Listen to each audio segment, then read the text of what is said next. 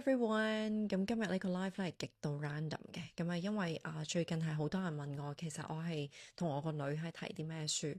咁所以我就見今日比較得閒咧，就可以同大家分享下啦，終於有啲時間同大家講。咁最近咧我個女咧就完成咗呢三本書啦，咁呢三本書咧都係可能大家會覺得一啲比較 classic 嘅一啲書，譬如 Little Women，OK，真係唔知咩年代係咪？係 Christmas Carol，係呢啲更加唔知咩年代。咁啊，仲有呢啲就即係更加舊嘅一啲嘢啦。其實有一樣嘢咧，我呢幾年做媽媽嘅時候咧，都會不斷喺度諗，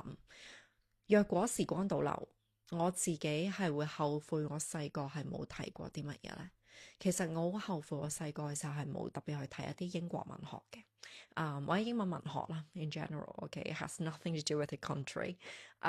我係好後悔自己冇睇 Jane Austen，我好後悔自己冇睇 Virginia Woolf，我好後悔我自己冇睇 Shakespeare。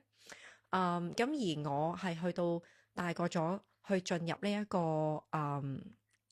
藝術世界嘅時候咧，我先發現，喂，大鑊！原來我唔識得莎士比亞嘅名著咧，係會咁影響到我去閱讀一啲作品。咁跟住之後我就開始去揾一啲即係簡易版嘅莎士比亞去睇啦。OK，即係睇原文睇唔明啊嘛，咁慢慢一級一級咁樣去睇上去。咁跟住依家我去睇翻一啲莎士比亞，無論係一啲改編嘅作品啦，又或者係用佢作為一啲 inspiration 嘅題材，又或者係有陣時係後現代一啲向佢致敬嘅作品咧。咁因為基於我有即係叫做睇過下個原著嘅時候咧，咁我就覺得開始有一啲嘅底蘊去明白呢一堆嘅作品，咁係好有助我去進入嗰個世界。咁但係可能大家就係今日就喺度諗，咦咁呢啲嘢揾唔到錢㗎喎，咁樣咁點解要浪費時間去睇呢啲嘢呢？其實若果你問我嘅話呢，我覺得未來嘅小朋友佢哋最需要學啲乜嘢，就係佢最需要學 history。我真心覺得 history 係好重要嘅，因為若果一個人佢哋係唔知道以前發生過啲咩事嘅時候呢，其實個文明呢係唔會去推進嘅，即係呢個係好真實嘅一件事。一個人譬如一個 PhD 佢係點樣練成呢？個 PhD 就係你係知道之前發生過啲咩事，個 problem 喺邊，個 gap 喺邊度，跟住你今日再去揾一個新嘅solution， 係咪？你咁樣一步一步咁樣推落去，咁所以若果完全係冇任何 history 底子啦，或者係無論你係即係好 casually 咁樣去學習也好，又或者 professionally 咁樣去學習也好啦。若果你係完全冇一個 mindset，就係我要知道以前發生過啲咩事，跟住你就突然之間興起，Oh I've got an idea，I'm just going to dive into it。咁原來你花咗好多嘅心機先發現，原來呢啲嘢可能係幾十年前已經係有人做過噶啦。咁樣你咪唔會係繼續咁樣向前咯。You're not getting anywhere。咁所以我自己覺得即係 history 係好緊要嘅。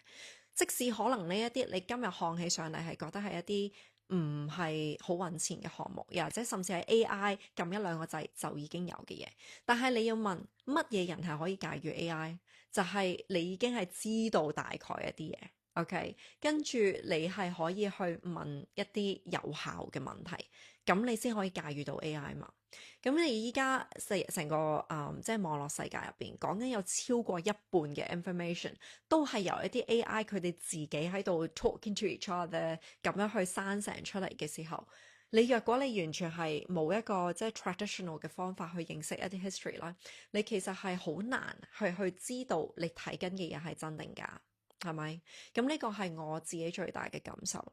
咁同埋我覺得有睇過 classics 嘅人，或者佢對 classics 有認識嘅人，佢哋嗰個格局係好唔一樣。我成日睇我契爸媽就會係好感受到呢一件事。真正有 class 嘅人呢，佢哋係最能夠係可以唔會受呢個世俗一啲嘅框架去框住佢哋。譬如可能係一啲本身係唔係好多文化底蘊嘅人啦，咁樣佢就會比較亂賺喺眼前嘅一啲金錢，OK，可能佢炒緊唔知乜嘢股票，OK，咁呢個就係佢嘅世界啦，咁樣，咁啊冇錢嘅時候咧，咁佢成個世界 just gonna crumble，咁但係真正有 class 嘅人，無論佢今日係有錢定冇錢咯，佢個銀行戶口有幾多嘢都好咧，佢會佢會閱讀呢個世界有不一樣嘅閱讀。佢亦都會係更加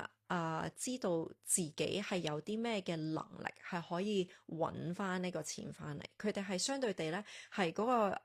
即係內在嗰個 inner peace 咧係會強烈好多。佢哋個 security 亦都會係好好多。調翻轉可能係冇任何文化底蘊嘅人咧，其實佢哋係好容易係成為啲 insecure 嘅人嘅，係好容易嘅。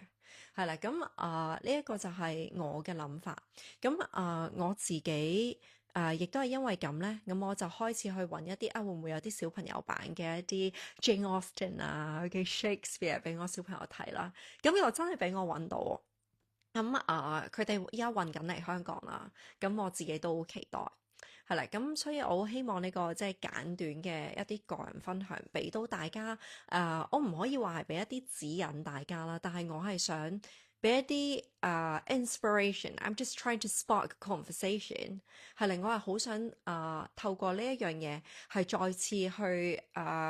revive，即係去再次去復興翻呢個文學嘅重要性。